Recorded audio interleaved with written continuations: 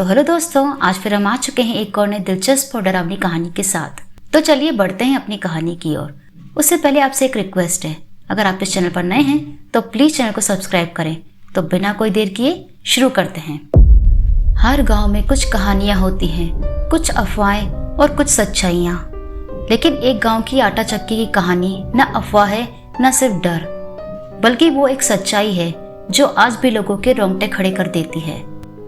ये कहानी राजस्थान के एक छोटे से गांव बेलपुर की है, जहाँ की एक चक्की 40 सालों से बंद है।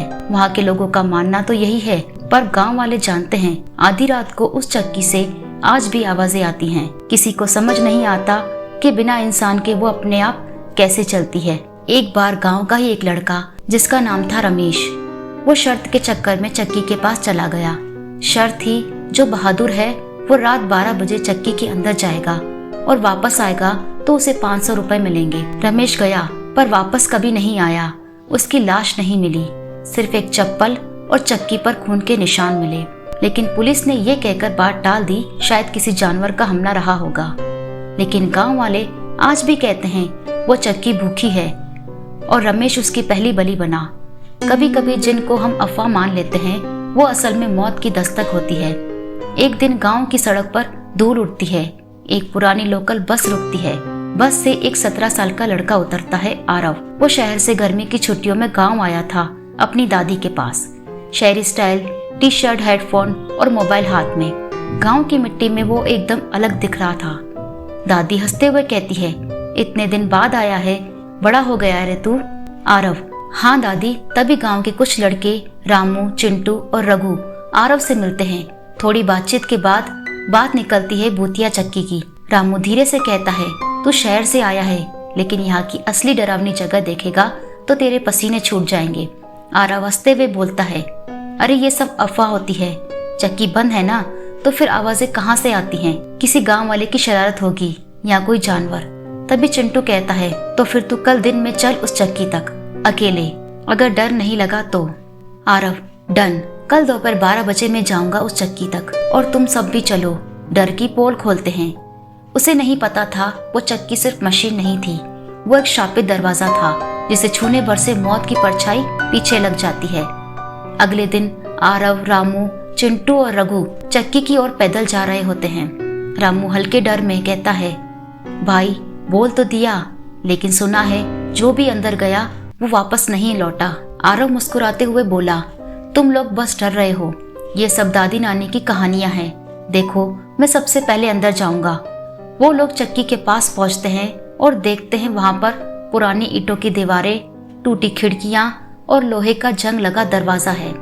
आरव जैसे ही दरवाजा खोलता है चरमराहट होती है, धूल उड़ती है और अंदर गहरा अंधेरा होता है। पर जैसे ही वो अंदर कदम रखता है एक अजीब ठंडी हवा का झोंका आता है और अचानक चक्की अपने आप चलने लगती है।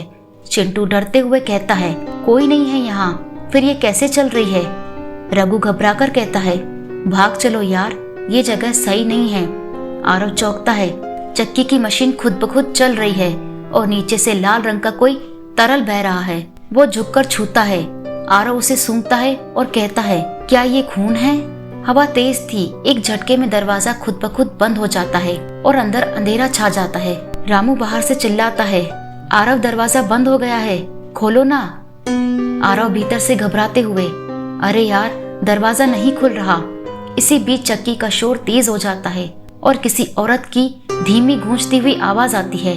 जो आरव को सिर्फ एक मशीन लग रही थी, अब वो उस मशीन का कैदी बन चुका था। लेकिन ये तो सिर्फ शुरुआत थी।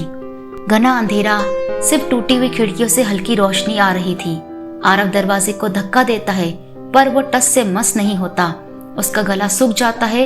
वो पीछे मुड़ता है। चक्की अब घूम रही है। आरव घबराकर कहता है, ये क्या बकवास है? ये कोई मजाक नहीं है। कोई मुझे बाहर निकालो। तभी धीमे कदमों की आवाज आती है, जैसे पायल पहने कोई वहां चल रहा हो। आरव मुड़ता है पर वहां कोई नहीं होता।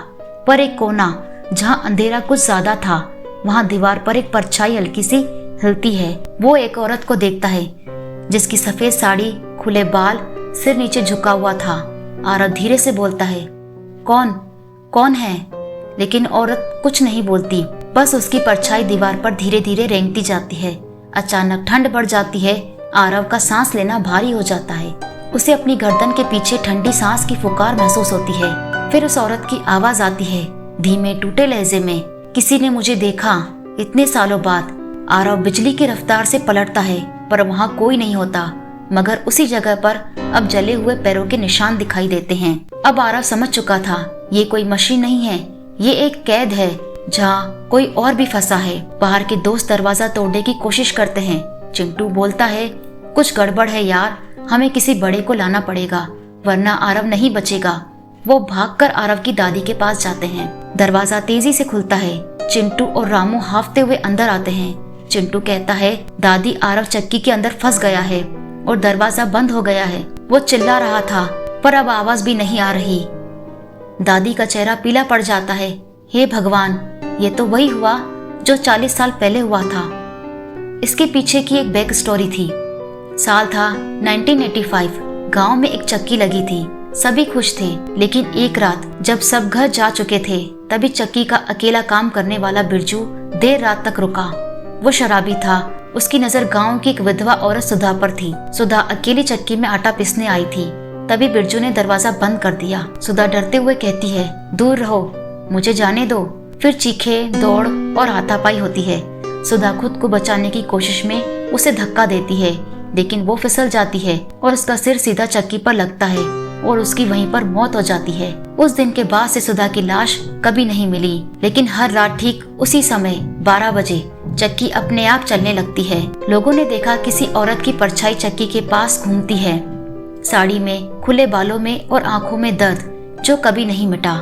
दादी चिंटू की ओर देखती है और कहती है, तुम्हारे दोस्त आरव ने वही गलती की जो उसे नहीं करनी चाहिए थी।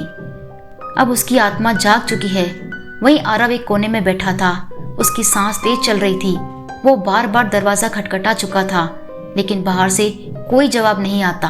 तभी हवा की गूंज में एक धीमी आवाज आती है, बिल्कुल पास से। मैं भी बहुत चिल्लाई थी, मेरी आवाज किसी ने नहीं सुनी। और वहीं दादी, चिंटू, रामू और गांव के कुछ बुजुर्ग चक्की के बाहर खड़े थे। दादी कहती है, पंडित जी को बुलाओ, ये आत्मा सिर्फ अब जगह में नहीं, आरव के शरीर में उतर चुकी है।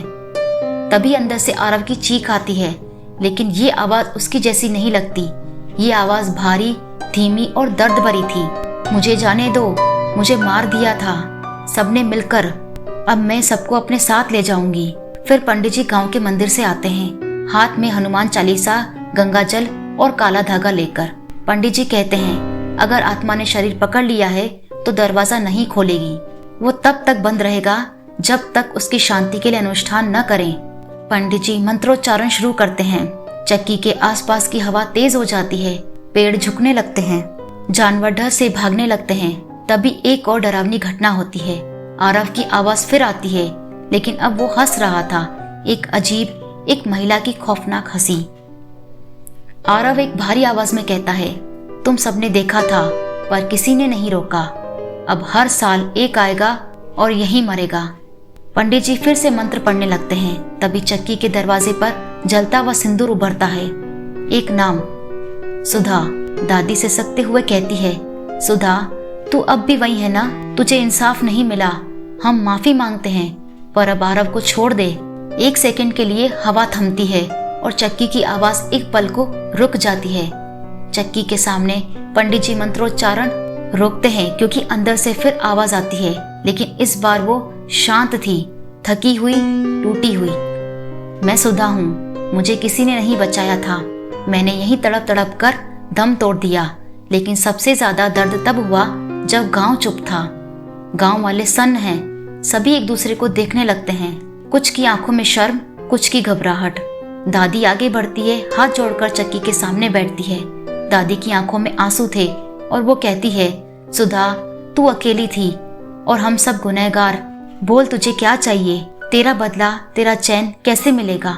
सुधा की आत्मा कहती है, मुझे कोई बदला नहीं चाहिए, मुझे सिर्फ सच चाहिए, वो सच जो इस गांव ने मिटा दिया।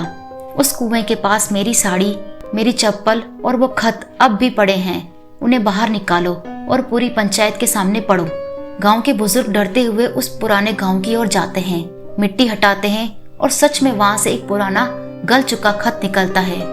वो खत सुधा की आखिरी चिट्ठी थी, जिसमें लिखा था कि अगर मुझे कुछ हो जाए तो उसका जिम्मेदार बिरजू होगा। पर गांव वालों ने उसे दबा दिया था क्योंकि बिरजू गांव के साहूकार का बेटा था। खत पंचायत में पढ़ा जाता है और पहली बार पूरे गांव के सामने सुधा की सच्चाई आती है। गांव के मुखिया कहते हैं, हम सब ने बहुत बड़ा पाप किया है, हम सब माफी के लायक नहीं। और फिर दरवाजा खुलता है और आरव को होश आ जाता है।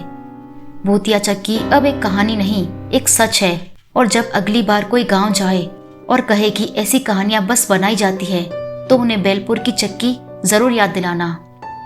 तो दोस्तों, ये थी आज की स्टोरी। आपको आज की कहानी कैसी लगी कमेंट कर जरूर बताएं। अगर आपको आज की वीडियो अच्छी लगी हो तो प्लीज वीडियो को लाइक करें, कमेंट करें और शेयर करें। और हाँ, सब्सक्राइब करना ना भूलें। ऐसी ही और डरावनी कहानियां देखने के लिए हमारे चैनल से जुड़े रहें।